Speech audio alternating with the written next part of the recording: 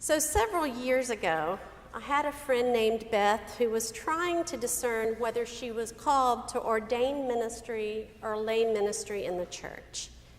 And she prayed that God would give her some guidance so that she would know what to do.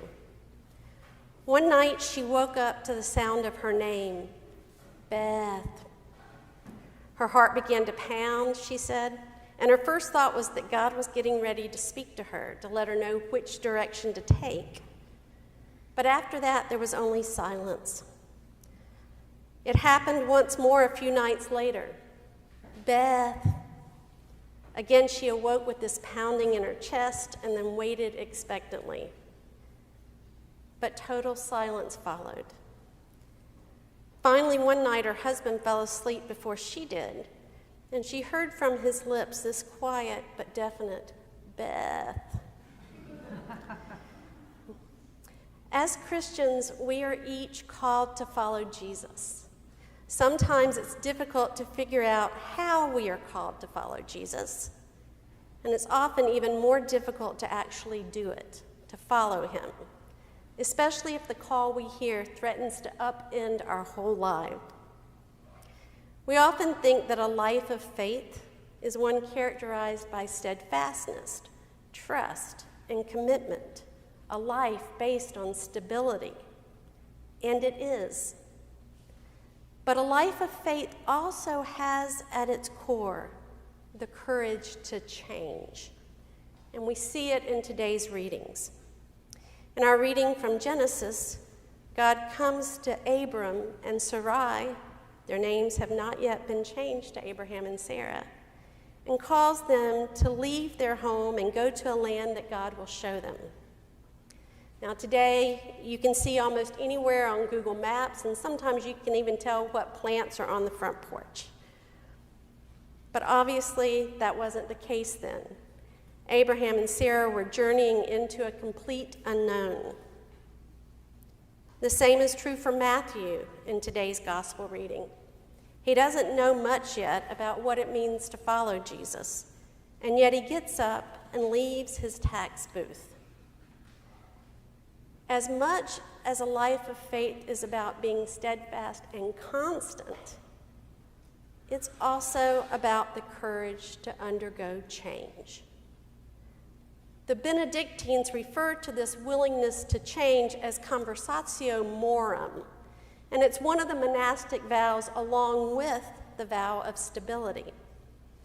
The term is difficult to translate, but can mean something along the lines of conversion of life, or ongoing conversion, or moving forward. Conversatio morum requires that we live with a certain amount of detachment from the world, a readiness to let go of the things which all too often become idols.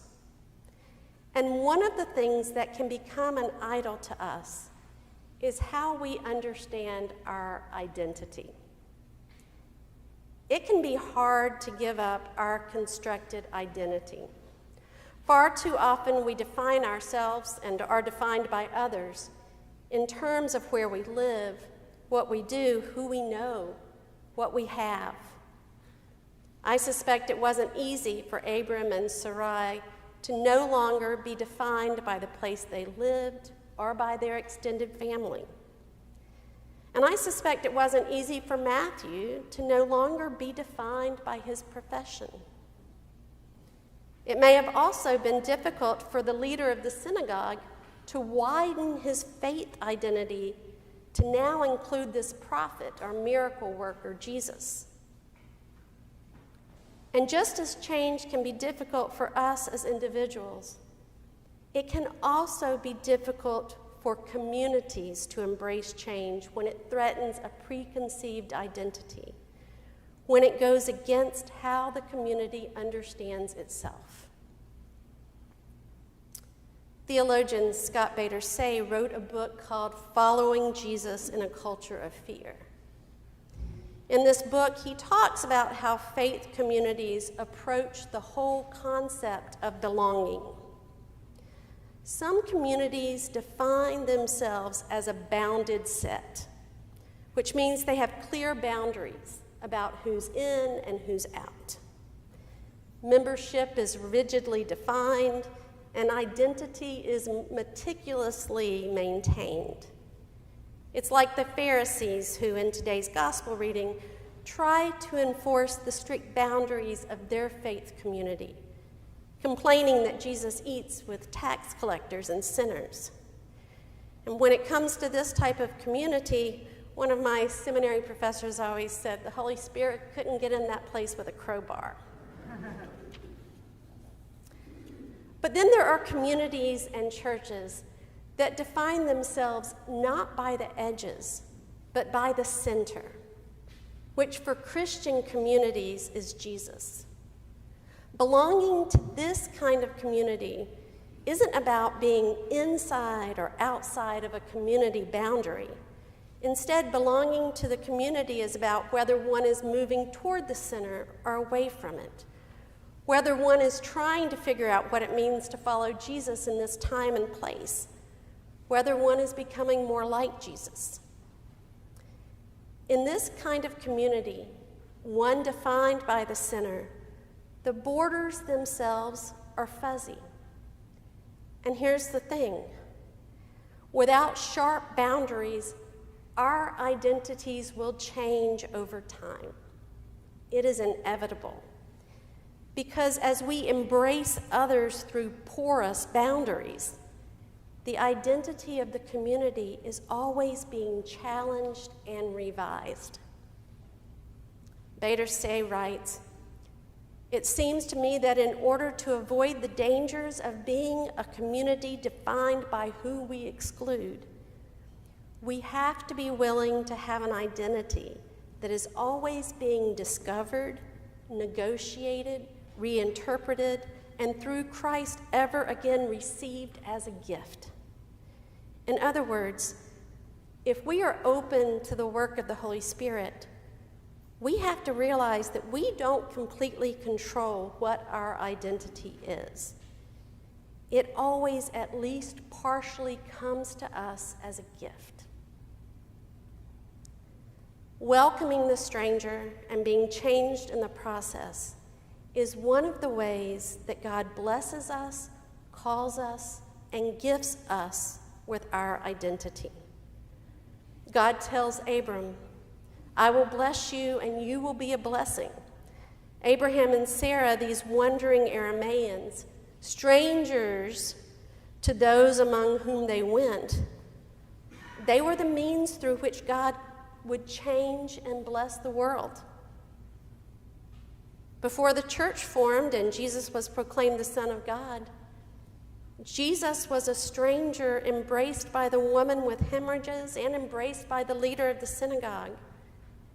And their lives were changed forever in ways they couldn't know ahead of time.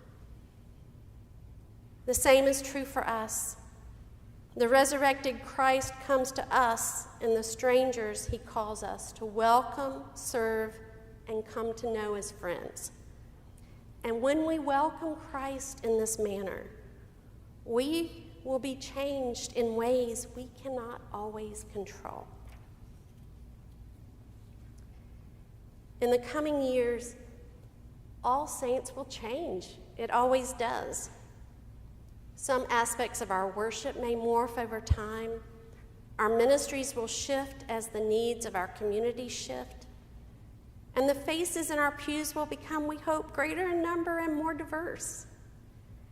Change is a characteristic of all living things, including communities. As All Saints follows the calling of Jesus for our community, part of our work is to trust that this change in who we are is a gift from God, a working of the Holy Spirit. We practice this same trust when we celebrate the Eucharist. Every Sunday we come to the altar, hands outstretched, and offer up our lives, only to receive them back again in the bread and in the wine. But as Episcopalians who believe that the Eucharist transforms us, we know that the lives we get back are never exactly the same as the lives that we offer up. And this transformation happens not just at the communion rail, but through events and people and emotions in our everyday lives, in how we greet the resurrected Christ and those around us. These are the gentle movements of the Holy Spirit that change us slowly over time, recreating us.